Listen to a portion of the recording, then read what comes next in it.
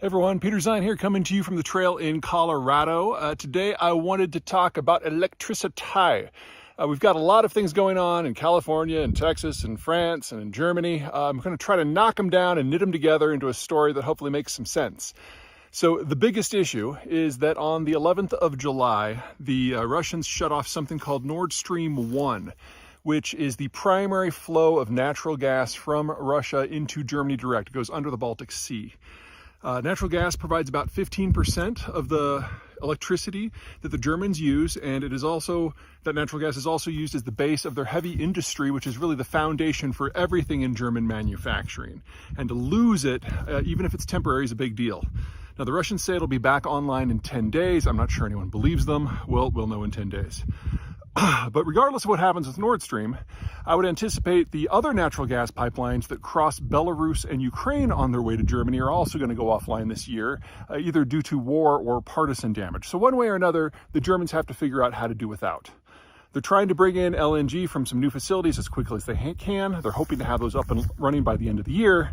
But any liquefied natural gas they bring in is something that's not going somewhere else in the world. So there's no way that this gets solved without much higher prices. In anticipation of that, the French have preemptively nationalized their electricity company, Électricité de France, or I guess I should say renationalized it. The reason for doing that is so that the state can directly control the rates that are charged to customers. France has always been a more populous place than Germany, and it shows in their power sector. Third up is Texas. Texas had some near-record heat over the course of the last week or two. I was unfortunate enough to be in Dallas a few days ago, and it was a balmy 110. Bleh. And so the whole system nearly crashed. We almost had rolling blackouts in central and northern Texas because of the heat. And then finally, you've got California, which is pushing for a 100% green grid. And as part of the debate, they are looking to take Diablo Canyon, which is a nuclear power plant, which provides about 10% of their power for the state, offline. Now, what do all these have in common? Well, all four states are in some way participating in some sort of a green transition. Different policies, different places, different fuel mixes, but it's all happening. And in some places this works, and then in some places this doesn't. So let's start with the doesn't and talk about Germany. Germany is neither a sunny nor a windy country. They've invested about 2 trillion euros in building out solar and wind and transmission capacity, and yet it only generates about 10% of their electricity needs. By nameplate, all of those facilities should be generating 200% of their peak demand, but instead it's only 10%. Why so bad? Well, it's not just that it's not just windy, and it's not just that the country is not sunny. They're also, to be perfectly blunt, doing some Enron-esque things with their statistics. So, for example, the kind of coal that the Germans use is called lignite. It's 20% water by weight. It is the least efficient fuel out there. And with the natural gas from Russia going offline, the Germans are mining and burning more of it. It is now their primary source of electricity generating capacity. It takes 24 hours to spin up a lignite mine because the stuff is so wet and so calorie not dense. So when the sun does come out in Germany, they unplug the turbines that are generating the coal-based power and only allow the solar power into the grid. They then don't count the emissions from coal in that environment. But then as soon as the sun goes down, they have to plug it back in and we go back to where we were. So the Germans are just flat out lying about their statistics and honestly not doing a very good job. But there are a lot of people in the green community who continue to praise the Germans as the model we should follow, even though emissions have gone up in Germany since their commitment to the green transition. France is a different story, and it's a better story. It's a sunnier country. It's a windier country. Not by a huge margin, but enough to make a difference. And they get a substantial portion of their electricity from nuclear power. So they've got this base load that is green friendly, at least from a carbon emissions point of view. Although if you don't like nuclear in Germany, you're not going to like it in France either. Texas is where things get a little weird. Texas is a very sunny place, especially West Texas, that is part of the American Southwest. That is the second sunniest location on the North American continent.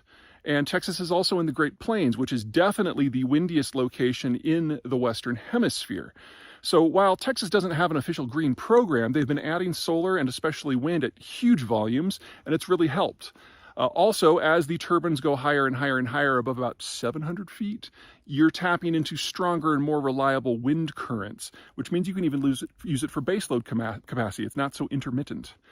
And then that brings us to California. Now, hang on, I gotta switch arms. I didn't know this one's gonna go so long.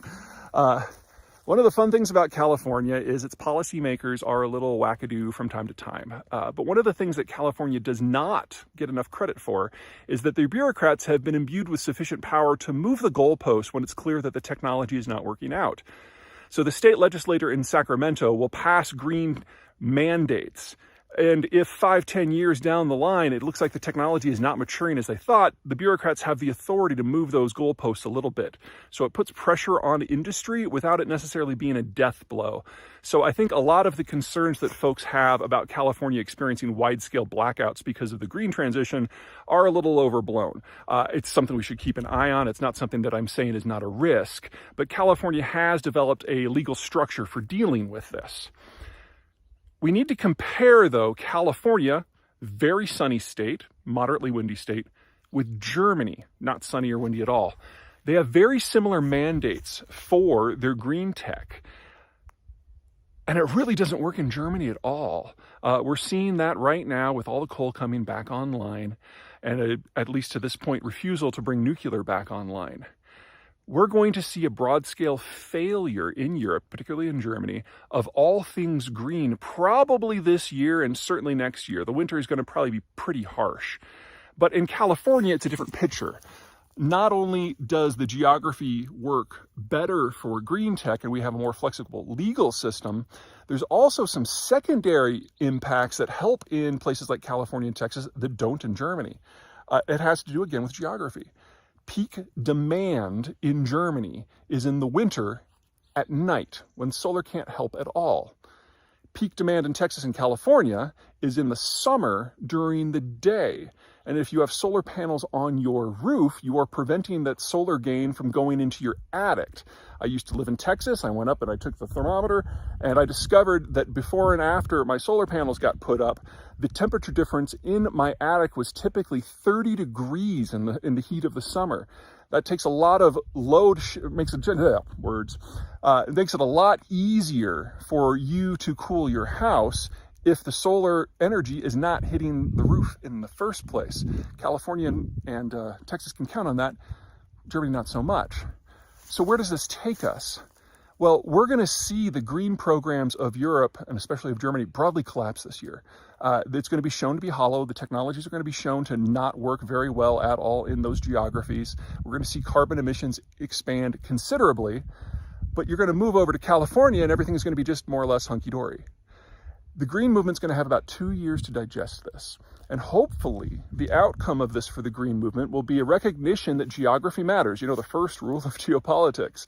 And if that's the case, then maybe we'll get some smarter policies in a whole lot of places. New York State, by the way, very similar situation to the Germans.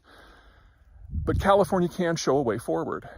And if the Greens can realize that place matters and where you get your power matters, then Diablo Canyon probably won't shut down. And we can have a new model of an integrated system that is more carbon friendly for the environment without the risks of massive rolling brown and blackouts. That's probably where this is going to go. It will mean that the knives will come out within the green community between the ideologues who think that all solar is good, even if it's facing north at the North Pole in the middle of night, and those that can, actually do math like me. Anyway, that's it from now. Everyone have a great day. Talk to you soon.